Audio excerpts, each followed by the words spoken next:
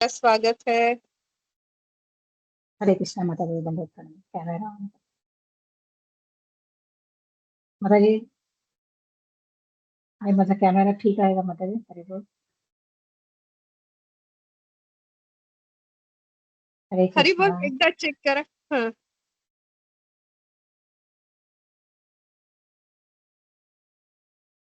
माता जी, आता की आवाज व्यवस्थित येत आहे? बरोबर दिसतंय। एक मिनिट फक्त प्रभू नाही चल. हरी बोल, आप सुन पा रहे? परत एकदा बोला माताजी. हरे कृष्णा प्रभु जी, दंडवत प्रणाम। हाँ ठीक है या ओके. हरे कृष्णा। सभी वैष्णव के चरणों में दंडवत प्रणाम। तो शुरू करते हैं राधा कृपा कटाक्ष से। महेश्वरी, प्रियेश्वरी, राधेश्वरी, सुरेश्वरी, त्रिवेद भारतीश्वरी, प्रमाण शासनेश्वरी, रमेश्वरी, रमेश्वरी, प्रमोद काननेश्वरी, ब्रजेश्वरी, ब्रजाधिपे, विराधिते, नमोस्तुते। श्रीराधिके नमोस्तुते, श्रीराधिके नमोस्तुते। ओम नमो भगवते वासुदेवाय, ओम नमो भगवते वासुदेवाय, ओम नमो भगवते वासुदेवाय। नारायणं नमस्कृत्यं नरं चैव नरोत्तमं, देवीं सरस्वती व्यासं ततो जयो मुदीरयेत्। नष्टप्रायेषु अभद्रेषु नित्यं भागवत सेवया, भगवती उत्तमश्लोके भक्तिर्भवति नैष्ठकी। नमः पङ्कजनाभाय, नमः पङ्कजमालिने, नमः पङ्कजनेत्राय, नमस्ते पङ्कजाङ्ग्रये। हे कृष्ण करुणा सिन्धु, दीनबन्धु जगत्पते, गोपेश गोपिका कान्त, राधाकान्त नमस्तुते। तप्तकाञ्चन गौराङ्गी श्रीराधे वृन्दावनेश्वरी, वृषभानुसुते देवी प्रणमामि हरिप्रिये। जय श्री कृष्ण चैतन्य प्रभु नित्यानंद, श्री अद्वैत गदाधर श्रीवासादि गौर भक्त वृंद। हरे कृष्णा कृष्णा कृष्णा हरे हरे, हरे राम राम राम हरे हरे। हरे कृष्णा। आप सभी वैष्णव के चरणों में दंडवत प्रणाम। मुझे आप सब मेरे लिए प्रार्थना कीजिए, मुझे आशीर्वाद दीजिए कि आज का जो श्लोक की सेवा है वो मैं ठीक से कर सकूं। तो मुझे आज श्रीमद् भागवतम स्कंद 4 अध्याय 4 और श्लोक नंबर 5 और 6 की सेवा है। पहले हम श्लोकों को पढ़ लेते हैं। श्लोक नंबर 5 और 6 साथ में ही पढ़ेंगे, क्योंकि 5 का जो उसमें सिर्फ अनुवाद है, तात्पर्य नहीं है। सांसारिका कंदुक दर्पणाम्बुज, श्वेतातपत्रव्यजनस्त्रगादिभिः, पीतायने दुन्दुभिः शङ्खवेणुभिः, वृषेन्द्रमारोप्य विटकिन्तययुः। अनुवाद और तात्पर्य श्रील प्रभुपाद द्वारा। श्रील प्रभुपाद की जय। शिव के अनुचरों ने साध्वी सती को बैल पर चढ़ा दिया और उन्हें उनकी पालतू चिड़िया अर्थात मैना दे दी। उन्होंने कमल का फूल, एक दर्पण तथा उनके आमोद प्रमोद की सारी सामग्री ले ली और उनके ऊपर एक विशाल छत्र तान दिया। उनके पीछे ढोल, शंख तथा बिगुल बजता हुआ दल राजसी शोभा यात्रा के समान भव्य लग रहा था। श्लोक नंबर 6। आ ब्रह्म घोषोर्जित यज्ञ वैशसम, विप्रर्षिचुष्टं विबुधैश्च शर्वशः, वृत्तावय काञ्चन दर्भचर्मभिः निसृष्टभाण्डं यजनं समाविशत्। तब साध्वी सती अपने पिता के घर पहुंची जहां यज्ञ हो रहा था और उसने यज्ञ स्थल में प्रवेश किया जहां वैदिक स्तुतों का उच्चारण हो रहा था। वहां सभी ऋषि ब्राह्मण तथा देवता एकत्र थे। वहां पर अनेक बलि पशु थे और साथ ही मिट्टी पत्थर सोने कुश तथा चर्म के बने पात्र थे जिनकी यज्ञ में आवश्यकता पड़ती है। तात्पर्य श्रील प्रभुपाद द्वारा श्रील प्रभुपाद की जय। थोड़ा सा ही छोटा है तात्पर्य उसका। तो इससे क्या होगा, ये जो ब्राह्मण वर्ग है, ये ब्राह्मण वर्ग भी बहुत अच्छे से समाज में भगवान नाम का प्रचार कर पाएगा। इससे क्या होगा, जिससे मनुष्य को धर्म अर्थ काम मोक्ष इन चारों बातों का उसको ज्ञान प्राप्त हो जाएगा। तो इस तरह से समाज में क्या होगा, समाज में सुव्यवस्था स्थापित होगी। तो गो रक्षा और ब्राह्मण इन दोनों की यदि उस समाज में ठीक से आदर होता है तो उस समाज में कभी भी अनाचार दुराचार नहीं होता। उस समाज में कभी भी अ, अशांति नहीं होती है। तो यहाँ पे प्रभु श्री राम बता रहे हैं कि यज्ञ करना कितना जरूरी है और यज्ञ करने से ही पूरा पूरा समाज में सुख शांति स्थापित हो सकती है, क्योंकि सभी सेटिस्फाई रहेंगे, सबको अपना अपना बिजनेस मिलेगा, सब अपने अपने जो व्यवहार है उसमें खुश रहेंगे। तो इस तरह से यज्ञ की बड़ी महिमा है। तो अभी कलयुग में क्या होगा यज्ञ, तो यहाँ पे चैतन्य महाप्रभु हमारे लिए बहुत बड़ा यज्ञ लेके आए हैं और वो है हरिनाम संकीर्तन।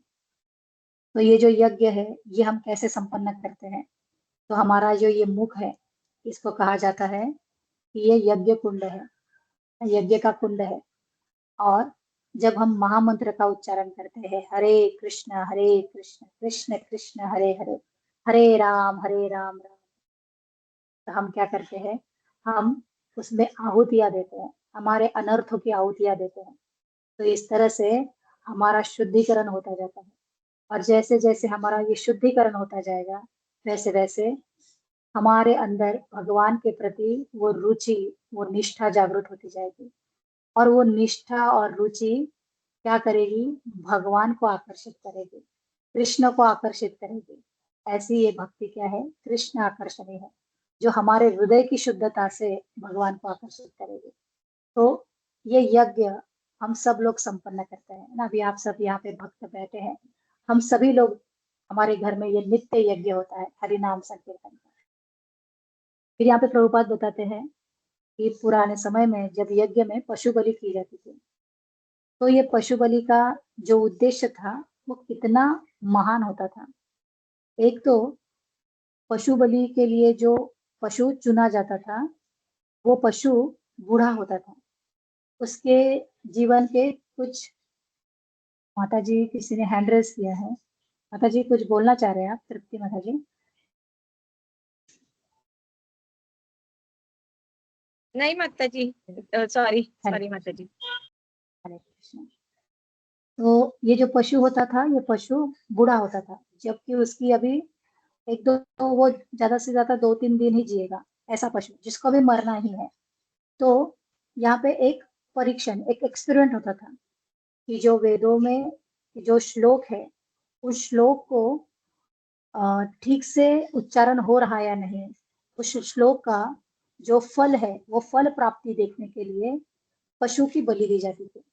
और ये पशु जब उसकी बलि दी जाती थी तो उसके उच्चारण से उसको तुरंत ही मनुष्य योनि प्राप्त होती थी।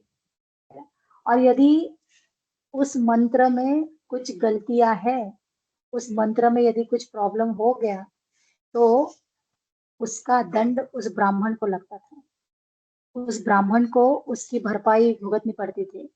तो बहुत ही सतर्कता से बहुत ही ध्यान पूर्वक इसका परीक्षण किया जाता था।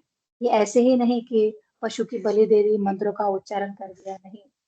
तो ये मंत्र का फल देखने के लिए कि इसका फल परिणाम कैसा है, उसके लिए ये पशु बलि की जाती थी। और जब ये पशु की बलि हो जाती थी तो पशु का भी उद्धार हो जाता था, उसको अगली योनि, उसको तुरंत ही मनुष्य योनि प्राप्त हो जाती थी, क्योंकि मंत्रों के उच्चारण द्वारा उसका जो है उसके अंत विधि किया गया है। तो मंत्र का उच्चारण क्या है? वेदों का उच्चारण है। और वेद कौन है? वेद साक्षात भगवान है। तो इस तरह से यहाँ पे प्रभुपाद बता रहे हैं कि जो ये पशुवध होता था या पशु बलि होती थी, वो यज्ञ संपन्न करने के लिए, उस पशु का उद्धार करने के लिए होती थी। लेकिन कलयुग में क्या हो रहा है? कलयुग में इतने सारे पशुओं की बलि हो रही थी, तो वो पशुओं की बलि का क्या होता है? मांसाहार करने के लिए, है ना, उसको खा लेते हैं। तो जब पशु बलि हो रही थी, भगवान बुद्ध के जब अवतरण हुआ उसके पहले, तो इतने क्वांटिटी में, इतने ज्यादा मात्रा में पशु बलि होने लगी। हर इच्छा के लिए, हर कर्म करने के लिए पशु बलि होती थी। कि किसी का विवाह करना है, पशु बलि दे दो। किसी को पुत्र प्राप्ति करनी है, पशु बलि दे दो। किसी को कोई अच्छी नौकरी मिलनी है, पशु बलि दे दो। तो ये पशु बलि इतना पशु बलि हो गई कि ये जो मांस है, ये मांस ब्राह्मण भी खाने लग गए थे। इतना जो कलयुग है वो चरम लेवल पे आ गया था कि जो ब्राह्मण है, यज्ञ करने वाला, उसने ही मांसाहार शुरू कर दिया था। और फिर भगवान बुद्ध का अवतरण हुआ और उन्होंने ये पशु बलि को ही पूरा बंद कर दिया, पशु हिंसा को ही बंद कर दिया। तो इस तरह से यहाँ पे बताया जा रहा है कि यज्ञ कितना जरूरी है। यज्ञ ये हमारे शुद्धिकरण के लिए होता है, ना कि अशुद्धि के लिए, अपवित्रता के लिए। प्रभुपाद जी के एक बहुत ही शुद्ध भक्त थे, गौर गोविंद स्वामी महाराज। तो वो, उनके बहुत सारे आपने भी वीडियोस वगैरह देखे होंगे। तो ऐसे प्रभुपाद जी के भक्त थे जिनकी ब्राह्मण दीक्षा, संन्यास दीक्षा, हरिनाम दीक्षा, सारी दीक्षा एक साथ ही हुई थी। और जबकि उनको प्रभुपाद जी से मिले हुए 1 महीना भी नहीं हुआ था। तो सारे डिवोटीज बड़े आश्चर्यचकित हुए थे कि ये ऐसे कैसे डिवोटी है जिनको आप 1 महीना भी नहीं हुआ और उनको सारी दीक्षा आपने एक साथ ही कर दी। तो ऐसे ये जो गौर गोविंद स्वामी महाराज है, ये भगवान के शुद्ध भक्त है का, यदि आप उनकी जीवनी को पढ़ेंगे तो वो तो साक्षात गोलोक धाम से आए हुए एक पार्षद है भगवान के। तो वो अपने शिष्यों को किस तरह से मार्गदर्शन किया करते थे, वो अपने शिष्यों को किस तरह से भगवान के ऊपर श्रद्धा, विश्वास, है ना, और प्रचार करने का ये जो शैली है उसके बारे में बताते थे। तो एक बार उनके आश्रम में, जो उनका आश्रम था भुवनेश्वर में, तो भुवनेश्वर के आश्रम में अ, नए विग्रह की प्रतिष्ठापना हो रही थी। ये उस समय की बात है और वहां पे सारा कंस्ट्रक्शन वगैरह हो गया था, अभी बस भगवान की प्राण प्रतिष्ठा होने थी। तो जब प्राण प्रतिष्ठा होने वाली थी उसके पहले गौर निताई के विग्रह बनवाए गए।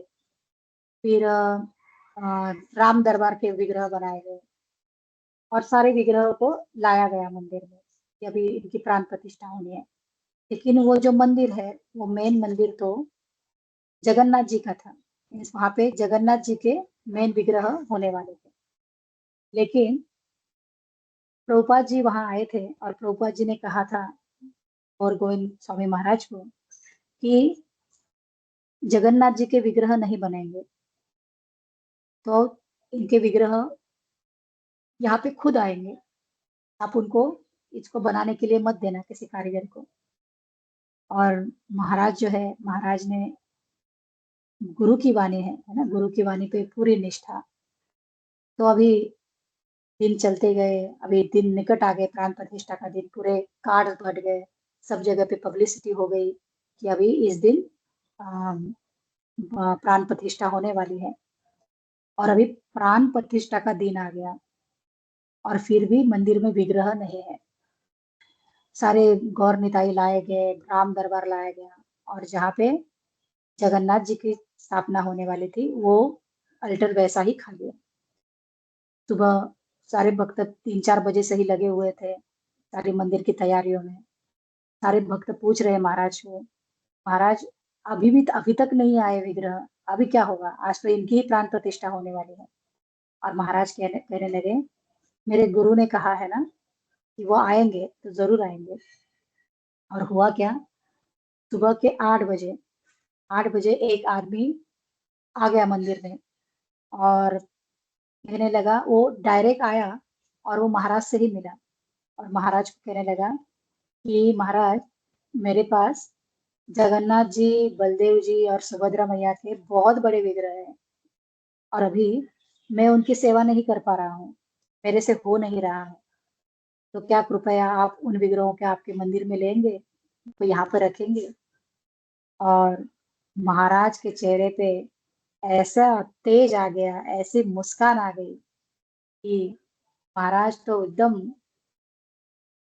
आनंदित हो गए कि क्या चमत्कार है, क्या मिराकल है।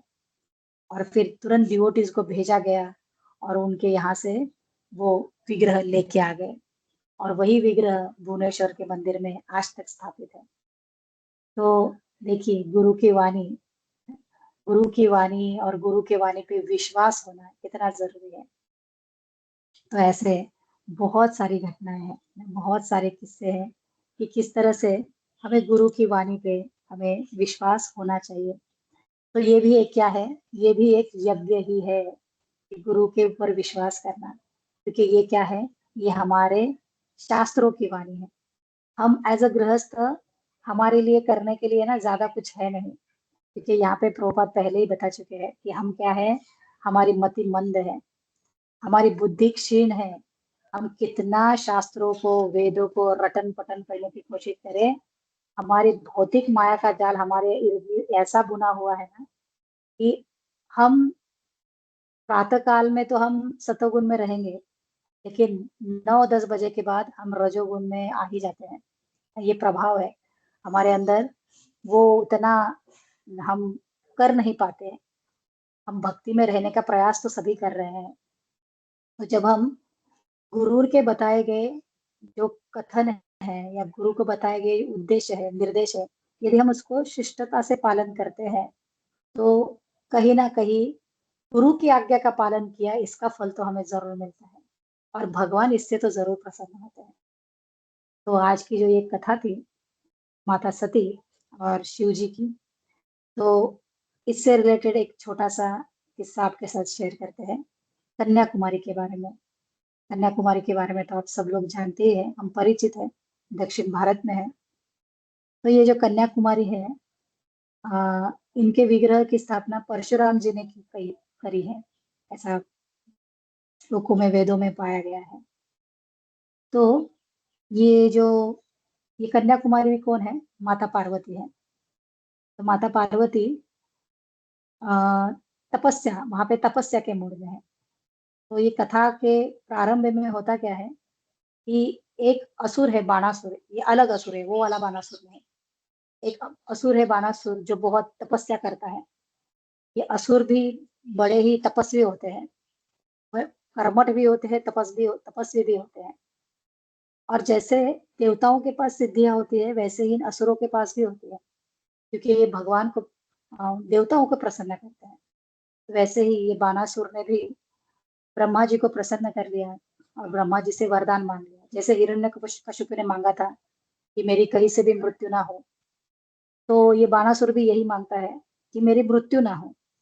तो ब्रह्मा जी कहते हैं, मैंने हिरण्यकशिपु को भी वरदान नहीं दिया था, तो तुम्हें क्या दूंगा, है ना, मेरे पास वो वरदान है ही नहीं, तो दूसरा कुछ वरदान मांग लो।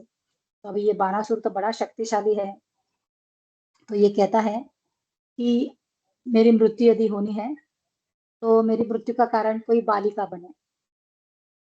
तो ये सोचता है, एक छोटी सी नन्ही सी बालिका, वो क्या मेरा वध करेगी, वो तो पहले ही कमजोर होती है, और तो उससे मुझे कोई ज्यादा हानि नहीं पहुंच सकती। तो अभी ब्रह्मा जी तथास्तु कह देते हैं, और अभी बाणासुर को वरदान तो मिल गया। बाणासुर अपना फिर से उधम मचाने शुरू है।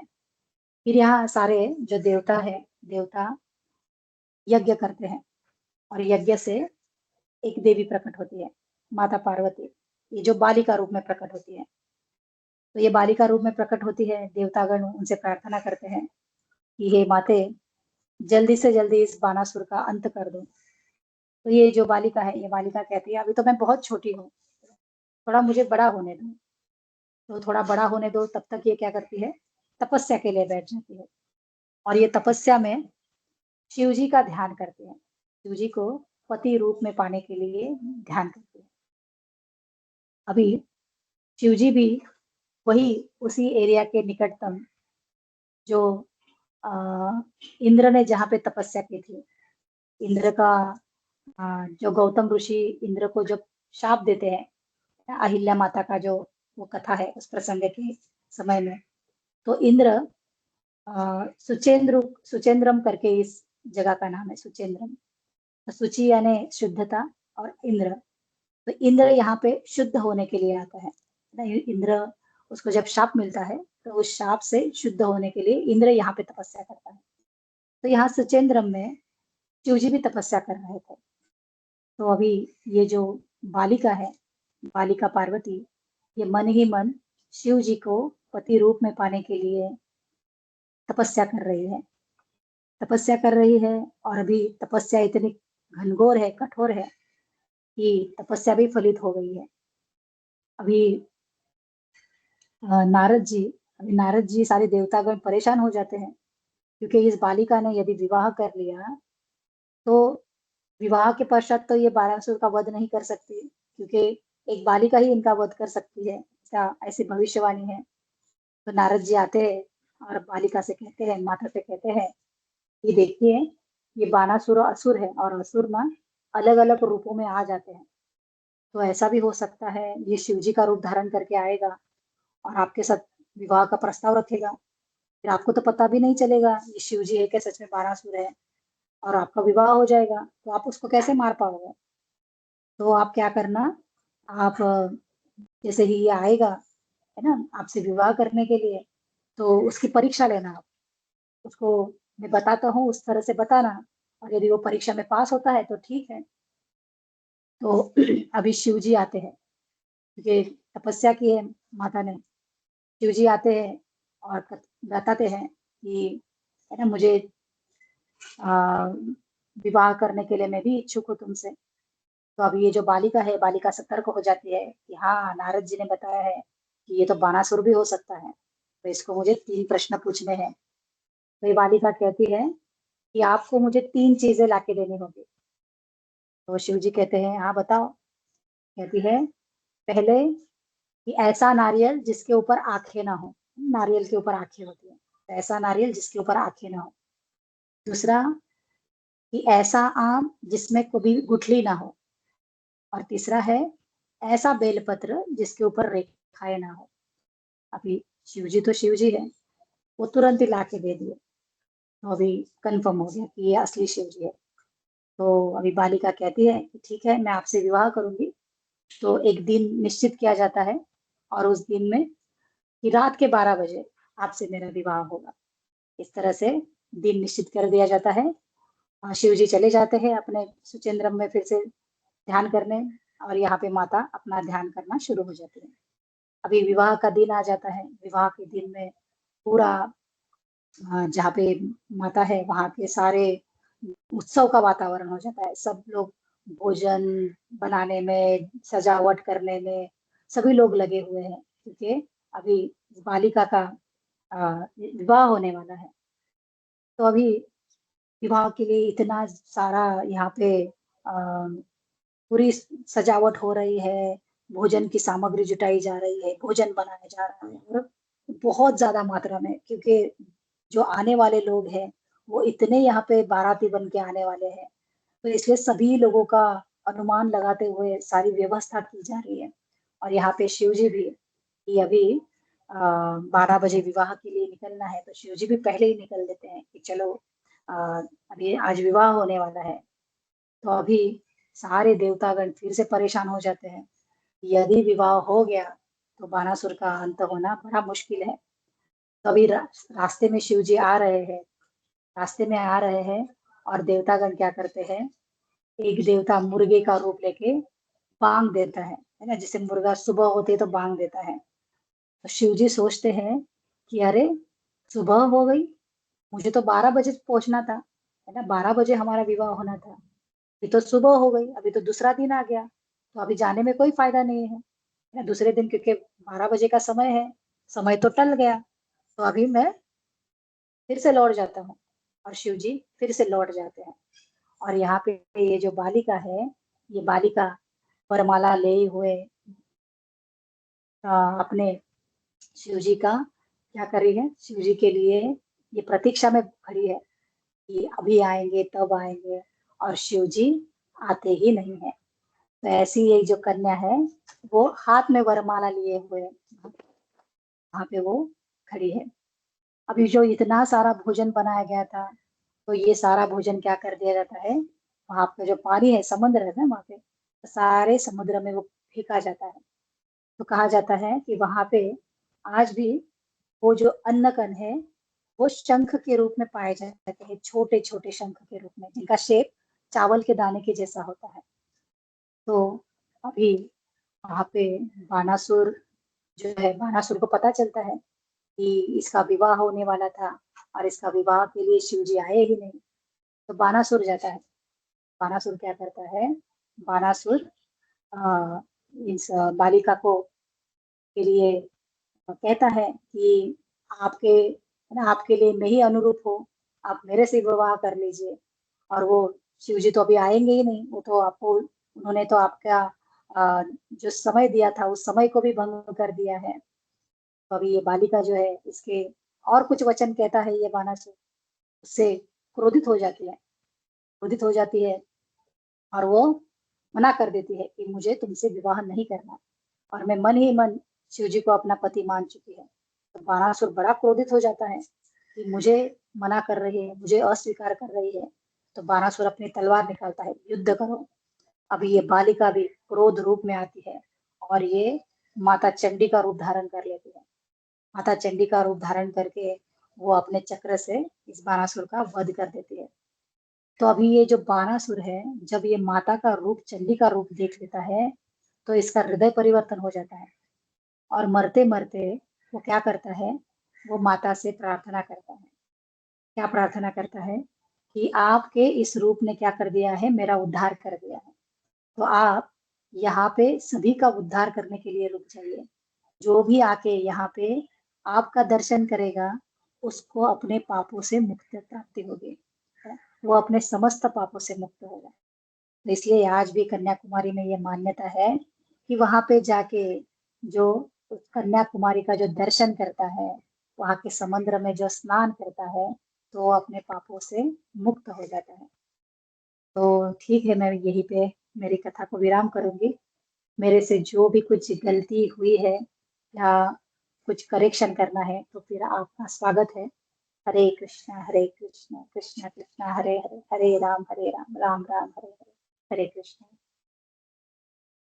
हरे कृष्णा माता। सबसे पहले तो बहुत बहुत धन्यवाद माता।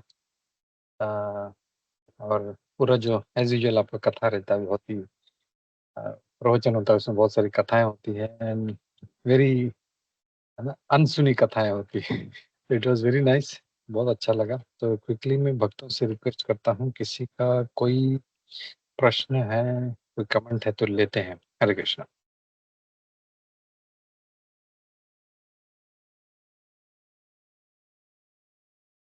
हरे कृष्ण माता जी, बोलिए माता जी। हरे हरे कृष्णा माता जी, सादर प्रणाम माता जी। बहुत ही मतलब समय के बाद आपके दर्शन हुए, बहुत ज्यादा समय हो गया, लेकिन आपके फाइनली दर्शन हुए। मैंने प्रभु जी से पूछा भी था, तो प्रभु जी ने बताया माता जी शायद कुछ काम में बिजी है, पर फाइनली भगवान ने सुन ली, आपके दर्शन हो गए। माता जी मेरे दो प्रश्न थे। एक ये कि जो ये जो माता जी आपने बताया कि जो असुर होते हैं, मैं दूसरा वाला प्रश्न पहले ही पूछ लेती हूँ क्योंकि वो छोटा है, वो इजी हो जाएगा। सेकंड वाला थोड़ा टेक्निकल जैसा है। ये जो आपने बताया कि जो असुर होते हैं ये देवताओं को प्रसन्न करते हैं और वहां उनसे मतलब वो वर प्राप्त करते हैं। तो मेरा ये प्रश्न था कि क्या ये देवता जो देवी देवता होते हैं, ये असुर जो इनसे प्रसन्न करके वरदान पाते हैं, ये क्या बहुत जल्दी से प्रसन्न हो जाते हैं माता जी, इसीलिए मतलब ये इनसे इनको प्रसन्न करते हैं और मतलब प्राप्त करते हैं इनसे वरदान? हरे कृष्ण माता जी। एक मिनट है माता जी, एक मिनट।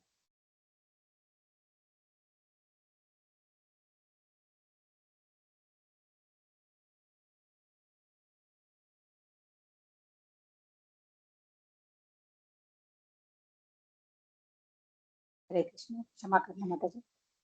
तो सबसे पहली बात तो ये जो देवता गण हैं, ये सृष्टि में भगवान की सहायता के लिए है।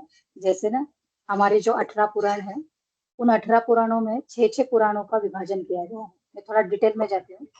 तो 6 पुराण है सतोगुनी पुराण, 6 पुराण है रजोगुनी पुराण और 6 पुराण है तमोगुनी पुराण। तो इन पुराणों को ऐसे क्यों विभाजित किया गया है? क्योंकि जो तमोगुण में है ना, जो नशा कर रहे हैं, पूरा मांसाहार कर रहे हैं, ऐसे व्यक्तियों को भी भगवान की ओर बढ़ना होगा, भगवान की भक्ति के लिए उनको अग्रसर करना होगा। तो इनके लिए भी कुछ पुराण है। तो उनके लिए जैसे ये कूर्म पुराण है, लिंग पुराण है। तो ऐसे पुराण है जिससे ये पढ़ते हैं और वो कहते हैं कि हाँ, शिव जी ही सबसे महान भगवान है। वो कहते हैं दुर्गा ही सबसे बड़ी महान भगवान है ना। वो कृष्ण को नहीं मानेंगे। तो ये क्या है, एटलीस्ट उनकी तो भक्ति करें। तो देखिए दुर्गा पूजा में देखते हैं कि मांस भी रहता है उनके दुर्गा पूजा में, है ना, चढ़ाया जाता है। तो इनको प्रोत्साहित करने के लिए कि ताकि आप भगवान से, है ना, भगवान की एक शक्ति है, उस शक्ति को मानो, उस शक्ति को सरेंडर करो कि आपके ऊपर नियंत्रण करने वाली भी कोई शक्ति है। नहीं तो क्या होगा, ये अपने आप को ही भोक्ता और अपने आप को ही श्रेष्ठ समझेंगे। तो इसके लिए पुराणों में, इनके लिए तमोगुनी पुराण में ये सारे देवी देवताओं का प्रयोजन है, ताकि आप देवी देवताओं की भक्ति करो, पूजा करो, आपको जो चाहिए है ना वो मांगो उनसे। तो तपस्या करनी होती है, कड़ी तपस्या होती है इनकी, बहुत कठोर तपस्या होती है, कोई साधारण। और असुरों को यदि वरदान देना है तो देवताओं को थोड़ा और उनको तपाना होता है ना, उनको तपस्या के लिए थोड़ा और प्रतीक्षा करवानी होती है, क्योंकि इनके जो वरदान होते हैं वो कोई साधारण नहीं होते। और असुर वैसे ही समाज में क्या करते हैं, समाज में उत्पात मचाने वाले होते हैं। तो इसलिए इनको बहुत जल्दी से वरदान नहीं प्राप्त होते हैं, इनको बड़ी कठिनाई से होते हैं। लेकिन ये इतनी तपस्या करते हैं, इतने शरीर को तपाते हैं। जैसे जो रावण थे, रावण ने क्या किया था, अपना सर काट रहे थे, है ना, ये उनको अपने सर की आहुति दे रहे थे यज्ञ में। तो इससे तो क्या है ना, भगवान भी एकदम द्रवित हो जाते हैं कि कितनी कठोर तपस्या है। तो इस तरह से ये जो असुर है, ये बहुत कठोर तपस्या करते हैं। और कठोर तपस्या के कारण देवताओं को अप्रसन्न होके, प्रसन्न होके नहीं, मजबूरी में आना पड़ता है कि ये इतना कठोर कर रहा है। तो शास्त्रों में लिखा है ना, वेदों में लिखा है, तो वेदों के अनुसार ये कर रहा है, शास्त्रों के अनुसार, ये तमोगुण के अनुसार ये तपस्या कर रहा है, तो मुझे आना पड़ेगा और इसको वरदान देना पड़ेगा। ठीक है माता जी। हरे कृष्णा। हरे कृष्णा जी। माता जी बहुत ही अच्छे से आपने इसको समझाया। तो माता जी ये मतलब जो ये तपस्या करते हैं लेकिन एक्चुअली ये वेस्ट ऑफ मतलब टाइम है ना इनका खुद का, क्योंकि ये तो क्षणिक मतलब टेम्पररी गेन्स के पीछे भाग रहे हैं ना माता जी। माता जी वही अज्ञानता है, और ये हमारे लिए भी है, क्योंकि हम लोग भी क्षणिक चीजें मांगते हैं भगवान से, है ना, ये कर दो, वो कर दो, ये चाहिए। तो ये क्या है ना, ये मटेरियल वर्ल्ड में सरवाइव करने के लिए हम मांग रहे हैं, लेकिन हम फिर से उसमें फंसे जा रहे हैं। तो ये क्षण भंगुर है। तो भगवत गीता जब हम पढ़ते हैं, भागवतम हम जब पढ़ते हैं, तो पता चलता है, ज्ञान आ जाता है कि भगवान की भक्ति करने से सब कुछ प्राप्त होने वाला है, जो जो जीवन में जरूरतें हैं वो सब कुछ मिलने वाला है ना? तो इसके लिए विशेष प्रभुपाद कहते हैं कि जो भौतिक चीजें हैं उनके लिए ज्यादा प्रयास मत करो, वो तुम्हारे कर्मों के अनुसार ही तुम्हें मिलेगी। जैसे हम जन्म लेते हैं उस जन्म के समय ही तय होता है हमारे कर्मों के अनुसार कि हमारा घर कैसा होगा, हमें हमारे मिलने वाले हमारे धन राशि कैसी होगी, हमारे बच्चे कैसे होंगे, पति कैसा होगा, पत्नी कैसी होगी। तो ये भौतिक चीजों के लिए ज्यादा प्रयास मत करो, लेकिन प्रभुपाद कहते हैं कि अपना आध्यात्मिक बेस बढ़ाओ, अपना जो बेस है ना, उसको आध्यात्मिक लेवल पे लेके आओ कि ये भौतिक जगत बड़ा सुहावना हो जाएगा, है ना। ये भौतिक जगत के जो 3 ताप है वो परेशान नहीं करेंगे। हरे कृष्णा। हरे कृष्णा माता जी, बहुत ही सुंदर उत्तर दिया माता जी आपने कि भौतिक चीजों के पीछे भागने का कोई मतलब ही नहीं है, टाइम वेस्ट है। माता जी दूसरा मेरा प्रश्न था, तो क्या मैं वो भी अभी पूछ लूं? पूछिए पूछिए माता जी, आज आपका ही दिन है, पूछ लीजिए। हाँ, मुझे भी वही लग रहा है कि अभी तक किसी और का हैंड रेज नहीं है, तो और वैसे भी मतलब मैं तो आपकी क्लासों का हमेशा वेट ही करती हूँ, इतने दिन से वेट ही करती रही हूँ। आज फाइनली आपका दर्शन मिला है, तो मेरा सौभाग्य है, सबका सौभाग्य है कि हमें बहुत अच्छा लग रहा है माता जी, इतने दिनों के बाद आपसे बातचीत करके बहुत प्रसन्न हो रहा है। जी हाँ, माता हरे जी कृष्ण। मुझे भी सच में आपके चरणों में नमन, मुझे भी बहुत प्रसन्नता हो रही है। माता जी दूसरा प्रश्न ये था कि आपने जो बताया कि एक जो ये कथा थी कि जगन्नाथ मतलब गौर गोविंद स्वामी महाराज के बारे में कि फाइनली वो वेट कर रहे थे, तो वो भगवान किसी रूप में आ गए, किसी ने उनको कहा सामने से कि प्रभु जी आप अपने मंदिर में क्या हमारे विग्रह को स्वीकार करेंगे?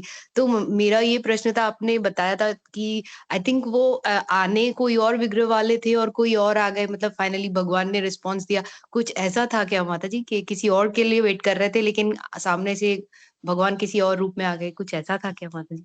नहीं माता जी, वो जो अल्टर था वो जगन्नाथ जी के लिए बनाया गया था, लेकिन प्रभुपाद जी ने कहा था कि तुम ये विग्रह नहीं बनाओगे, क्योंकि गौर निताई के लिए बनाने के लिए दिया था कारीगरों को, फिर राम दरबार बनाने के लिए कारीगरों को दिया था कि वहां पे यहाँ पे आएंगे करके। तो प्रभुपाद जी ने खास करके कहा था कि जगन्नाथ जी के विग्रह नहीं बनेंगे, है ना, लेकिन आएंगे तो जगन्नाथ जी है, लेकिन इनके विग्रह तुम बनाने के लिए मत दो कारीगरों को किसी को। तो ये तो 1 साल पहले से ही शुरुआत होती है, और 1 साल पहले ही प्रभुपाद जी ने बताया था कि यहाँ पे कि बाकी के तो गौर निताई के विग्रह बनाइए, राम दरबार के विग्रह बनाने के लिए दे दीजिए, लेकिन जगन्नाथ जी के विग्रह मत बनाने के लिए। और साक्षात उसी दिन जिस दिन वो प्राण प्रतिष्ठा होनी थी, उसी दिन वहां पे जगन्नाथ जी आ गए। तो माता जी वेट किसके लिए कर रहे थे वो? मतलब जैसे बता रहे थे ना कि वो मतलब प्रभु जी से, मतलब महाराज जी से उनके शिष्य पूछ रहे थे कि जगन्नाथ जी के लिए, जगन्नाथ जी के अच्छा, लिए वेट कर रहे थे, क्योंकि इनकी तो प्राण प्रतिष्ठा आज होने वाली थी मंदिर में, वही तो मेन विग्रह थे मंदिर के, और वही अभी तक आए नहीं है। तो प्राण प्रतिष्ठा किसकी होगी, है ना, तो उनकी ही प्रतीक्षा हो रही थी। तो माता जी प्रभु जी को महाराज जी को पता था कि मतलब ऐसे कोई भी आके दे देगा, मतलब अपने नहीं विग्रह के? नहीं, यही तो है कि गुरु के वाणी पे अटूट श्रद्धा, कि गुरु ने कहा है, प्रभुपाद जी ने कहा है कि विग्रह आएंगे तो जरूर आएंगे, है ना। तो गौर गोविंद महाराज है इतने समर्पित थे अपने गुरु के प्रति। अभी सब्जेक्ट निकला है तो और एक छोटी सी उनकी, प्रभु जी समय है, बोल सकती हूँ क्या? 9:30 बज रहे हैं। Yes, yes, Mata, go ahead, please. तो गौर गोविंद महाराज एक बार अपने पूरे परिवार समेत ट्रेन से जा रहे थे, उनको मायापुर जाना था, कोलकाता से मायापुर जा रहे थे, और उनका रिजर्वेशन, उन्होंने टिकट वगैरह सब बुकिंग वगैरह की थी, लेकिन वो वेटिंग में थे। और उस समय ऐसे था कि ट्रेन की जो उपलब्धता थी वो भी कम हुआ करती थी, तो अभी उनका वेटिंग का नंबर था 8 था, तो फिर भी वो चढ़ गए ट्रेन में, क्योंकि 8 वेटिंग है तो RAC में वगैरह हो ही जाएगा करके, और वो चले गए। और चले गए, फिर वो दरवाजे में ही, अब उनकी पत्नी उनके बच्चे ऐसे दरवाजे में बैठ गए, और जो टीटी था वो टीटी को उन्होंने बताया कि 8 नंबर हमारा वेटिंग है, तो कुछ देखिए हमारे टिकट का कुछ बंदोबस्त कीजिए। तो टीटी ने कहा ठीक है, और उनके साथ जब महाराज चढ़े तो उनके साथ और भी भक्त चढ़ गए जिनका वेटिंग नंबर 125, 120, 130 था, वो भी घुस गए कि चलो मिल गया तो मिल गया। और धीरे धीरे क्या हुआ, धीरे धीरे वो जो सारे जितना जिनका वेटिंग नंबर था 130, 125, उनको सीट मिल गई। तो महाराज के जो बड़े पुत्र थे वो कहने लगे कि देखो, सबको सीट मिल रही है, आप नहीं बोल रहे हो। तो महाराज जाके फिर से वो टीटी को बोले कि मेरा नंबर तो 8 था, आपने इनको दे दिया और मुझे अभी तक नहीं दिया गया है।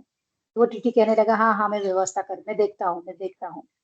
तो फिर महाराज की जो पत्नी थी, वो महाराज की पत्नी बड़ी क्रोधित हुई।